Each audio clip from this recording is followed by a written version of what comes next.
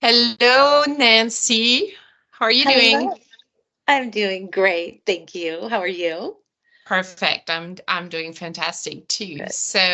For our audience today, I'm speaking with Nancy Colton today. And I'm going to do a little intro as I usually do. So, Nancy, you are 62 and an Yes. accomplished and award-winning singer-songwriter. You've performed locally in Washington State and nationally also in venues like the Gorge, the Tractor Tavern, Fifth Avenue Theater, Harvard Square near Boston, and Bambershoot. Beyond music, you enjoy baking, nature, hiking, skiing, paragliding, and of course, spending time with your family. You also describe yourself as an alchemist of apothecary magic, which I love reading, detest saying it's so hard for me, but I love the formulation. And since 2019, you own Miller's, a gathering place in the heart of downtown Carnation, Washington.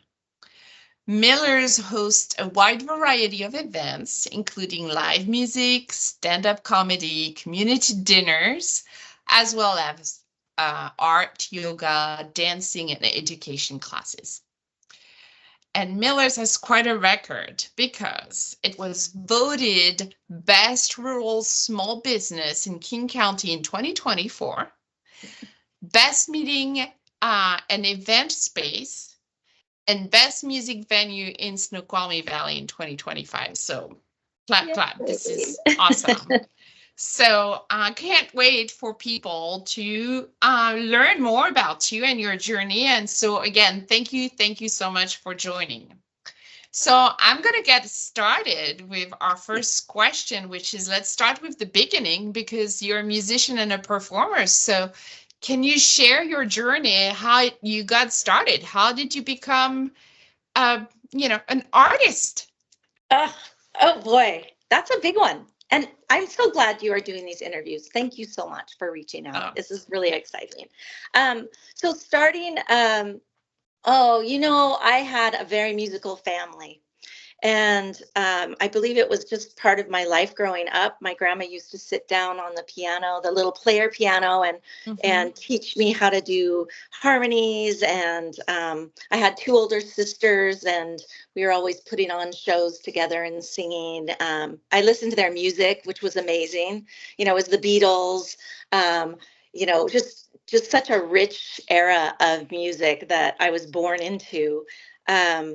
And being 62, um, so I had that. I did some summer theater in a park, and tried to do piano lessons, but I got fired because I played by ear and I wouldn't learn the notes. Then I think I took a few guitar lessons, but I wouldn't sing in front of the guitar teacher because I was shy. So I just once puberty hit, um, I, I was just terrified. It had this huge stage fright, but I think it's kind of like tasting chocolate. Like you always had that taste of it, and hmm you just want that. So, um, yeah, that's how I became into music, and then um, I don't know. After that, I started playing guitar after I read The Artist's Way, playing guitar and doing music again. I wanted to. Oh, I'm kind of losing my thought. Do you ever do edits? I didn't ask you Well, about that. I forgot. yeah, no, yeah. I when we had Sorry. prep, you mentioned that um you wanted to sing, and then I think you asked your voice coach for a guitar player, right? Oh yes, And yes. there's I love that story actually because so Okay. yeah, I know a great guitar player, you. Oh my gosh. Okay. I know. I was so afraid to play but I had this drive to play out and to just perform or to sing and have this voice. And but I didn't know how to play the guitar. So Maestro David Kyle, who was this famous voice teacher, uh, he just looked at me and he said, I know a guitar player, because I was lamenting that I didn't have anyone to play for me. Otherwise, I would have sung. And he goes, I know one. And I go, who? And he goes, you. And he was kind of frightening in a way. So I was like, me, I can't do it. He goes, you can do it. And so I started learning how to play the guitar. I continued with the voice lessons. I was so afraid to sing out that I started doing a commercial acting class where I could get used to, being in front of people. And then started getting, doing shows here and there. That was really scary. I think my first big show was at Madison's Cafe in West Seattle, and I'm now married to the chef and owner. So must have done something right. And that Great was kind of story. the hub. Yeah. Yeah. Yeah. I'd love for you to talk about your story with the Fifth Avenue Theater, because I mean, you have so many things in your background that, it's just super easy to just, like you say, I get lost. I have so much. Which one do I pick? But I really like that audition and how you went there and how you lied about your age. Okay, so I had been playing music for quite some time and having some success, and I had just gotten divorced, and I got a call from the Times, a writer from the Times that had written about me, and he said, "Hey, the Fifth Avenue Theater is going to call you to audition and for this production of Hair in." And I'm going, what? So they call and ask me if I would audition. And I said yes. I don't know why. I mean, that's terrifying as a singer-songwriter with my guitar. I'm in control of my environment, and then to go into a big musical theater like that. And so I went in and I had one song prepared with a pianist, and then I just decided to bring my guitar and play another song. So I did that. I wore pigtails and a flower shirt, totally lied about my age because I think I was, gosh, I was I close to 40?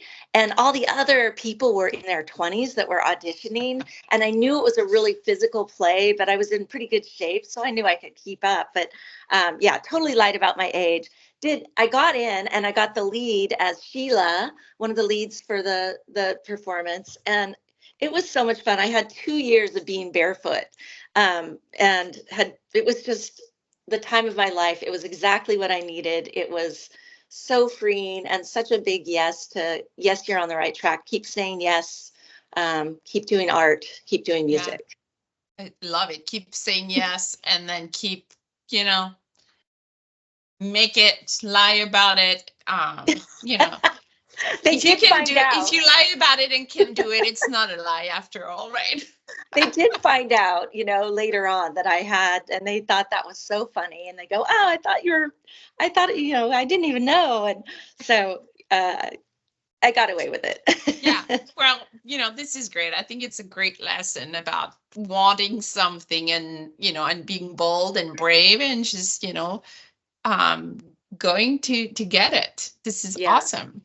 So let's fast forward a little bit to, 2019, right? When your Miller's adventure started. So you are Miller's since 2019, but Miller's existed, right? So can you share how you came to, be involved with Miller's? What was that story?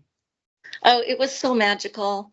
It was, of course, I had always dreamed about owning some kind of place on Main Street in Carnation, Washington, and I lived 2 houses away. And my husband and I had always dreamed of that, but it just, it came to us. One of the first people I met when I moved to town before I was married was Lee Grummond. and she purchased that from Howard Miller. So Howard was back in the 30s. He owned Miller's, and it was Miller's Dry Goods. So he knew everybody in town. It was a gathering place because that's where people got all their school supplies. He knew everybody's bra size in town, but was very discreet and just a wonderful man. He sold it to Lee Drummond, who was the first person I met in town.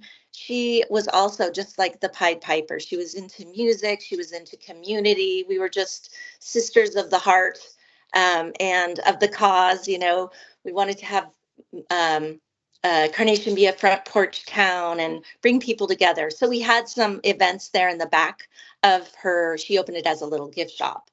And then, unfortunately, she got really sick, and she and her partner, Jules, came over one day and gave us some really bad and sad news that she wasn't going to make it, and asked if myself and my husband would take over the inside of Miller's and turn it into even more of a gathering place where we could do music, maybe food, community, gathering, art, anything. She just entrusted us to carry on that legacy. And it was such an honor to be able to do that. And we had no idea how the community would receive it. And we just kind of let it unfold and evolve. So we got it all ready, 2019, ready to open in 2020, March of 2020. And that's where another story is. Yeah, talk about being inspired and then be hit with COVID, right? Yeah. So tell me a little bit more, when you took it over, what you said it was a little gift shop, right? Yeah. That Lee had. Yeah. And then you were doing things in the back. So tell me a little bit about that. Oh my gosh. Did you actually use it to perform yourself? We did. Yeah, I did. I did a show in there. My husband and I had just gotten married and found ourselves unemployed. So we decided to put a music festival on in the park. I never told you about this part, but we did the Mosaic Music Festival. So we had the opening in Miller's, but Miller's was not even complete. It was torn up. Everything was, actually that was when Lee took it over. So when Lee took it over, we had these discreetly damp concerts in the back. Somebody gave her these theater curtains from the Pantages Theater, and we'd close the curtains and do little performances back there and invite the town, and everybody would bring, whatever they wanted to eat or drink. And we just do little shows back there. She also had some art shows as well. So that was fun to be a part of when people would bring their art in. And so it was kind of this, speakeasy of art and music. Yeah. Yeah. And the curtains are still there, right? The curtains are there. Yes. Do you still use them? Oh, yeah. All right, we need to be on the special guest list for that, I guess. Yes, you do. All right, good to know. Yeah. Be on the special guest list. So this is, I just love this. I love your comparison to the speakeasy. Yeah. Because, for those who know Miller's, and it has that vibe already in the place, right? And so I hope people will listen to this conversation, will get curious and come and see it. I'm very proud of it. I'm very happy to have Miller's in town. I call it my little concert hall, and I just tell people there's more happening in Carnation than anywhere else. Yes. So let's talk about the grand opening, COVID, because, you talk about how you got started and how really, your music was something you rediscovered, you challenged yourself, you were bold, there were things you really wanted to do. And you just grew yourself into this. And then you had a dream about a little concert place, and because of your connection and because you care for it and circumstances, you ended up getting that dream. And then it's just like the worst thing that can happen, right? Oh, And you did all of this for the community and for building something. COVID hits and the arts are on, drip. but Basically. yeah, it was. I mean, everybody has their story with that pandemic, but man, we were so excited and so ready, and the community was ready, and and man, March of 2020 was when we were going to have our opening, and everything being shut down. It was depressing, um, and it, it's everything we had up our sleeve. Usually people who can be creative, you find something else to do. And at first we were just floundering. I think everybody was. And then a little bit later, I mean, all this, the thread through this is, it seems when things get tough like that, it's, if you can just lean into more of the creativity, even when you don't feel like it, even when you're feeling so, I used the word depressed. That was a big theme of that year for us. But, just the despair of it's not going to work. If you can just lean into it a little bit more and numb out to the other, tragedy that's going on. We did end up, we didn't know how long it was going to last, but we did end up doing a little thing called the bandwagon, which we put a musician in the back, and we were in the front seat and drove this little truck Ruby around and had the speakers going, and told the community on Facebook so they'd all go out in their front yards, and we drive by and give the little concert around town. And it was such a grand distraction. I think it just was so cheerful to us, to the musicians, and to the community, sitting in their lawn chairs and having their little beverages. And that was just so much fun. I mean, I look back on that, and it was really special. And I don't think we would have done anything like that without, having that pandemic. So, yeah. So creative. It almost seems that you could do an anniversary, right? Just like we have the 4th of July, you have the March bandwagon or whatever. Yes. Every day. We need to do it when we don't have to do it, right? Yeah. Oh, that would be fun. Yeah, exactly. Great idea. So here we go. Calling ideas here. Yeah. So you did something for the community, and as you evolved, COVID, went away. Yeah. You finally open, and then talk more about how the community is just like kind of paying you back, supporting you, because there's just so much happening, because you've given so much, and then you're giving back. Oh,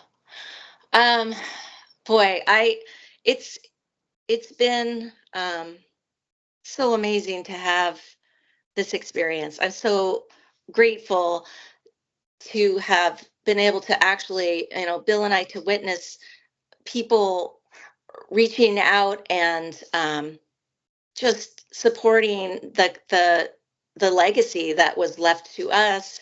And we're just kind of like, trying to get it going.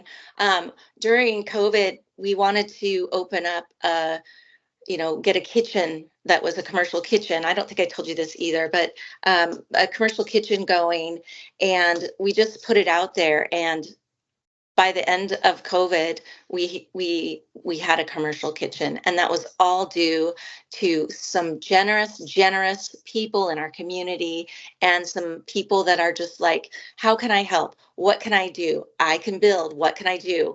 I have this. Can you use this? You need a new refrigerator. I can help you with that. It's just stunning, the amazing humanity and sense of community that people have. It's inspiring. It helps me get through dark times now, to really know that this community deep down, and if we can find our commonality and our shared humanity, I mean, there's so much more that we have in common, that and to be able to have this exchange and be inheriting this legacy and continue it on, to be able to witness people showing up to help, build out something, to help paint something. And we did an addition to our this last year to the outside area and made an outside venue, and that was really an exciting thing. But people would show up, and I'd go down there with my coffee, and they'd be digging in the dirt and doing post holes, and I didn't even know who they were.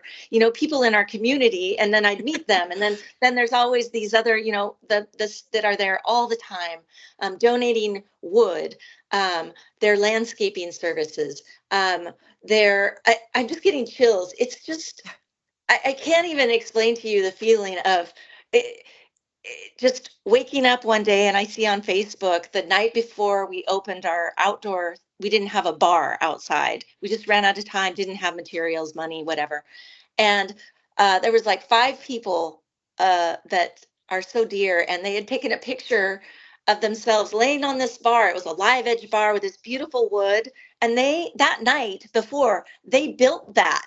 And we found out about it just because they posted it on Facebook. Hey, hey, Millers, look what we did. And it's just been so, we always call it magical Millers. And it really is. I mean, it's just amazing how I just want it to continue to bring the community together and to enliven people and encourage them. And because it sure does for myself and for me and for Jules, who owns the building. We all just work together with the community, because we wouldn't be here without them.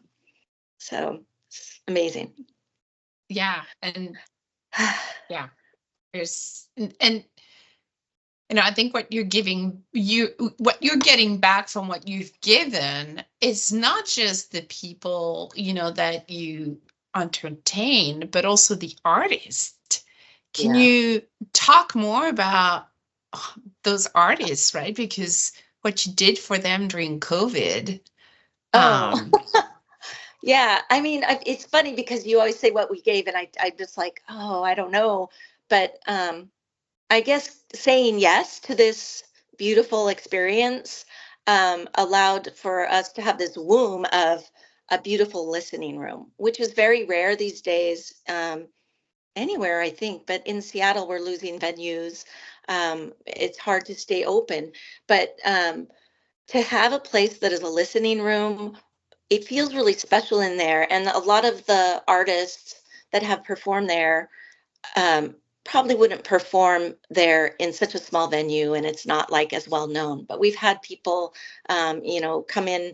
Mike and Maddie, head and the heart, came in, and they just love Millers, and they said it's just such an amazing experience to have it be so intimate. We never told anybody not to talk or to be quiet or to listen or anything like that. We just, I don't know, provided the space and welcomed in the artists, and it's from what they say is just another magical experience of really having people listen to their lyrics, listen to their stories, connection. I think it's this beautiful connection that they're receiving, and it goes both ways. I mean, I'm just getting chills this whole time talking to you, because even as as an owner, I'm getting chills because you can feel it in the room when you're there, and I know you've been there. Yeah.